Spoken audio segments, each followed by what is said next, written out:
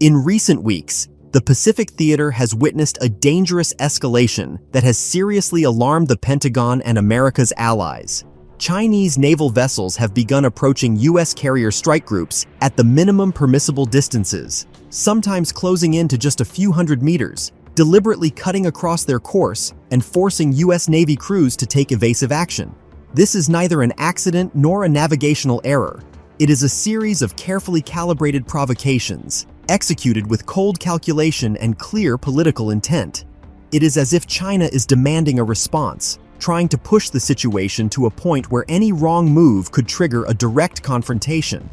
Analysts have already given these maneuvers a name: shadow tactics, when an opposing vessel stays close enough for its presence to be physically felt, while technically remaining within the bounds of international law. According to intelligence officers, Beijing is practicing deterrence and pressure scenarios, testing the readiness and reaction of the United States in real time. Every such incident is recorded on camera and immediately broadcast on Chinese state media, where it is presented as proof that China is not afraid of the American presence off its shores. This is a show of force with a political message, and in Washington, there is full awareness that the timing of these provocations is no coincidence. At the same time, a tariff war between the United States and China, initiated by Donald Trump, is heating up. The White House has announced new tariffs on Chinese imports, not only in the high-tech sector, but also on key industrial goods, from steel and aluminum to consumer electronics. According to Trump, the goal is simple: to punish China for unfair trade and protect American jobs. But in Beijing, this is seen differently, as a direct economic attack aimed at slowing China's economic growth and undermining internal stability. In response, Chinese authorities have imposed their own mirror measures, targeting U.S. exports including agricultural products, aviation components, and energy supplies. The economic duel quickly turned political and is now steadily spilling over into the military sphere. The maneuvers of Chinese destroyers near U.S. aircraft carriers follow the same logic, only now at sea. The message is clear: you pressure us economically, we will show you we are ready to apply pressure through military presence.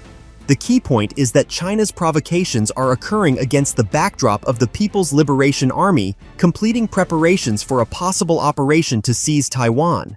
According to Western intelligence, Chinese forces have in recent months increased the number of drills, rehearsing amphibious landings, large-scale missile strikes, and the blockade of the island. Satellite imagery has captured the redeployment of amphibious assault ships, the construction of temporary logistics hubs, and the buildup of fuel storage facilities on the Fujian coast, directly opposite the Taiwan Strait. In addition, Beijing is actively modernizing its air units, deploying in coastal provinces its latest J-20 fighters and H-6K bombers capable of carrying long-range cruise missiles. All of this is a clear sign that preparations for a potential operation are entering their final phase. Now, with Trump applying economic pressure, Beijing is using military provocations both as a counter-pressure tool and as a way to test how far it can go before the United States shifts to active measures. Washington finds itself in a difficult position. On the one hand, the Trump administration does not want to back down in the tariff war, seeing it as a necessary element of its China containment strategy. On the other, any misstep at sea could lead to an escalation that would be impossible to control. According to former U.S. Navy officers, Chinese ships closing in on American aircraft carriers at such distances create a collision risk even in perfect weather. And in an atmosphere of heightened tensions, a single wrong maneuver could ignite a crisis within minutes. And this, according to analysts, is precisely what Beijing is counting on, to provoke an incident that could be used as justification for further steps against Taiwan. In this configuration, the tariff war is no longer simply an economic conflict, but part of a broader strategy in which China demonstrates its ability to respond to sanctions and tariffs not only with trade restrictions, but also with military power. Ultimately, this is a struggle for control over the future global order. If Beijing can maintain the initiative and show that U.S. carrier groups cannot operate near the Chinese coast without the risk of collision, it would send a powerful signal to the entire region, from the Philippines to Indonesia, that U.S. leadership in the Western Pacific is no longer guaranteed.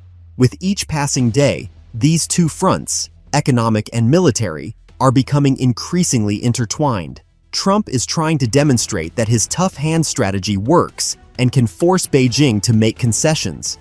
But the Chinese leadership has chosen the path of a counter-show of force, and the provocations near American aircraft carriers are just the tip of the iceberg. Beneath the surface lies large-scale military preparation, economic reorientation toward BRICS markets, strengthened ties with Russia and Iran, as well as intense domestic consolidation, where every news item about the confrontation with America is framed as a call for national unity. All of this suggests that the situation has reached a dangerous threshold, and the next provocation could be the trigger for a far larger conflict. In recent days, the Pentagon has also recorded unusually active electronic warfare operations by Chinese vessels approaching American forces. According to sources, they have been activating powerful EW systems near U.S. strike groups, testing their ability to jam aircraft carrier radars and communication channels. This adds another layer of provocation, not just physical pressure, but technological as well. U.S. admirals acknowledge that such actions demand immediate and precise responses. As in the event of a large-scale attack, communications jamming could become a critical factor. At the same time, the number of Chinese patrols and reconnaissance drones in the South China Sea has sharply increased, operating right on the edge of international norms. Against the backdrop of the tariff war, these maneuvers appear to be a clear demonstration that China is ready to fight for its place in the global order by any means necessary. The economic blow delivered by Trump is being converted by Beijing into military mobilization, not in words, but in action. In China, state television channels broadcast around-the-clock footage of fearless sailors who keep the Americans at bay, fueling national patriotism. Meanwhile, behind the scenes of diplomatic talks, Chinese representatives are making it clear to U.S. allies in Asia that their security could be in question if conflict breaks out. This is all part of a coordinated campaign in which the tariff war and military provocations go hand in hand, preparing the ground for possible decisive steps against Taiwan.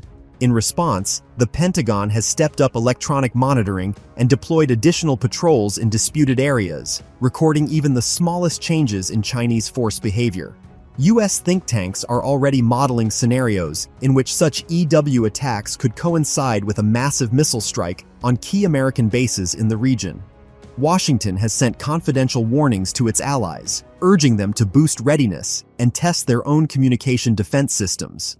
At the same time, China is actively testing new unmanned surface and underwater vehicles capable of conducting reconnaissance and creating disruptions at long range. All of this is creating an extremely tense environment in which any mistake or misinterpretation of the other side's actions could lead to a sharp and irreversible escalation of the conflict.